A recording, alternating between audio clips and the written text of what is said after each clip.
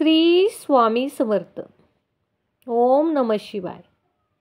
भक्तांनो, आज आम्ही तुम्हाला महाशिवरात्रीची कथा सांगणार आहे.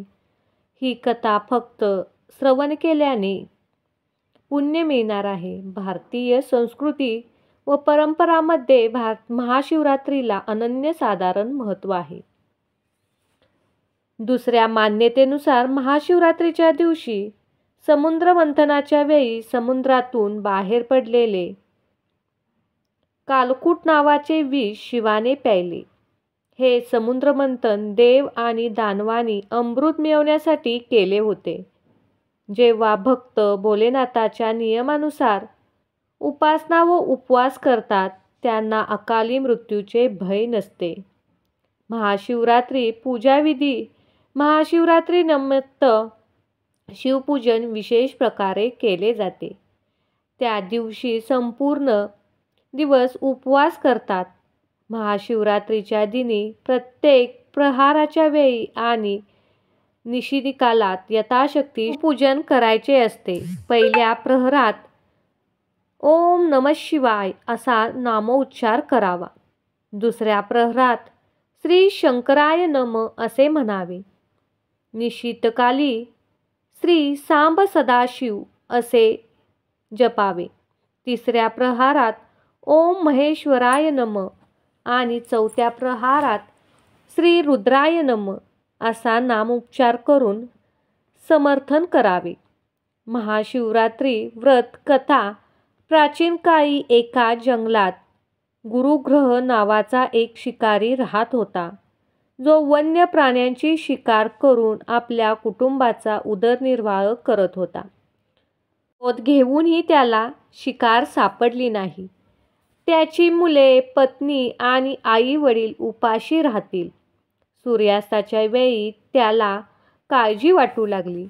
तो एका जलाशयाजवळ गेला आणि घाटाच्या कडेला एका झाडावर थोडं थोडं पाणी प्यायला घेऊन चढला, कारण त्याला पूर्ण आशा होती की तेथून कोणीतरी प्राणी आपली ताण भागवायला येईल. ते झाड होतं बेलाचं. पत्रा आणि त्याच्या झाडाखाली कोरड्या बेलाच्या पानांनी वाढलेले एक शिवलिंग होतं, कारण ते दिसत नव्हते. रात्रीचे पहर सुरू होण्यापूर्वी तिथे एक हरीण पाणी प्यायला आली. त्याला पाहताच शिकाऱ्याने आपल्या धनुष्यावर बाण सोडला. असे करताना त्याच्या हातातून काही पाने व पाण्याचे काही थेंब निघाले, खाली बनलेल्या शिवलिंगावर पडले व बेसावधपणे शिकाऱ्याने पहिल्या प्रहराची पूजा झाली.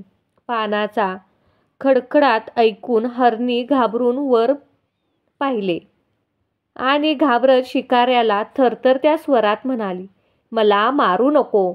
शिकारी म्हणाला की तो आणि त्याचे कुटुंब भुकाले आहे, म्हणून तो तिला सोडू शकत नाही. हरणीने वचन दिले की मी आपल्या मुलांना तिच्या मालकाच्या स्वाधीने करून परत येईन, मग तो त्याची शिकार करतो. शिकाऱ्याचा त्याच्या बोलण्यावर विश्वास बसला नाही आणि पुन्हा शिकाऱ्याला असे सांगून पटवून दिले की जो पृथ्वी सत्यावर आहे, समुद्र संयत राहते आणि झऱ्यामधून पाण्याचे प्रवाह पडतात, त्याचप्रमाणे देखील सत्य बोलणे आहे. क्रूर असूनही शिकाऱ्याला तिची दया आली आणि लवकर परत ये असे म्हणत हरणाला जाऊ दिले. थोड्या वेळाने दुसरे हरीण पाणी प्यायला तिथे आले. शिकारी सावध झाला.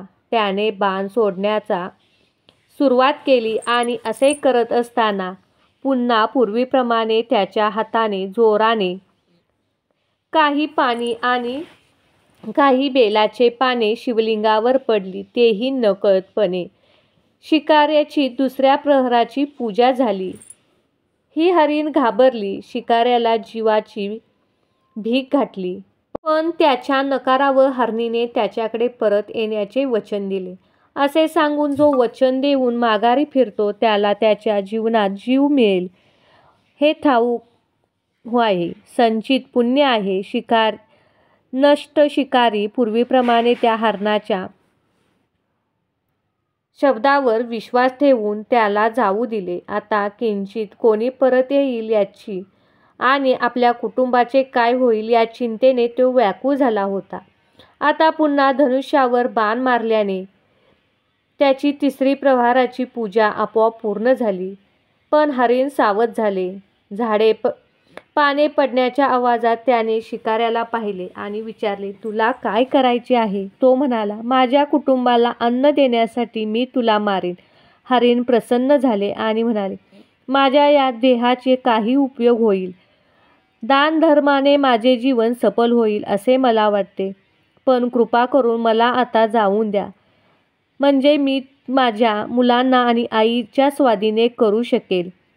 त्यापैकी धीर धरा, परत इथे येईन. शिकाऱ्याचे हृदय आणि सिन्याच्या नशेमुळे शुद्ध झाले होते, म्हणून तो नम्रपणे म्हणाला, जो कोणी इथे आला, सर्व काही केले आणि निघून गेला आणि अद्याप परत आला नाही.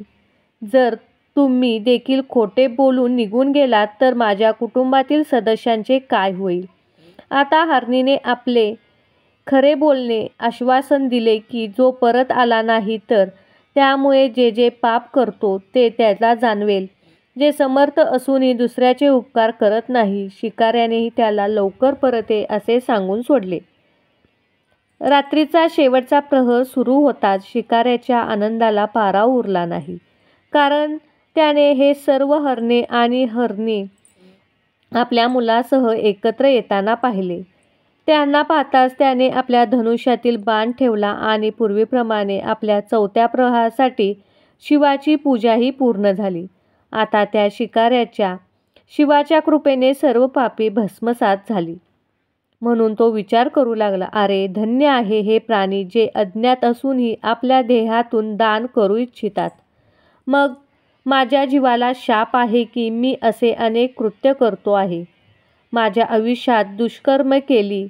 तो कुटुंबाची काळजी घेत राहिला. आता त्याने आपला बाण थांबवला आणि हरणाला सांगितले, हे सर्व धन्य आहात आणि त्यांना परत जाऊन द्या. असं केल्याने भगवान शंकर प्रसन्न झाले. त्यांनी त्यांना ताबडतोब आपल्या दिव्य रूपाचे दर्शन घडवले आणि त्यांना सुख समृद्धीचे वरदान देऊन गुहा हे नाव दिले. मित्रांनो, हा जो गुहा होता ज्याच्याशी भगवान श्रीरामाची मैत्री केली होती. केसात गंगाजी धारण करणारे, मस्तकावर चंद्राला शोभणारे, मस्तकावर त्रिपुंड व 3रा डोळा, कंठात कलापक्ष आणि कृपादृष्टी शोभणारा रुद्र, हातात डमरू आणि त्रिशूल असलेला भगवान शिव आणि ज्याचे भक्त मोठ्या श्रद्धेने पूजनीय आहेत, ज्या शंकर, भोलेनाथ, महादेव, भगवान उमापती, गौरीशंकर, सोमेश्वर, महाकाल, ओंकारेश्वर, वैजनाथ, नीलकंठ, त्रिपुरी, सदाशिव इतर हजारो नावाने संबोधतात आणि पूजनीय आहेत. आपले विचार नेहमी सकारात्मक ठेवा आणि सर्व इच्छा पूर्ण करा. श्री स्वामी समर्थ. जर भक्तांनो तुम्हाला ही महाशिवरात्रीची कथा आवडली असेल तर लाईक करा, जास्तीत जास्त लोकांपर्यंत शेअर करा.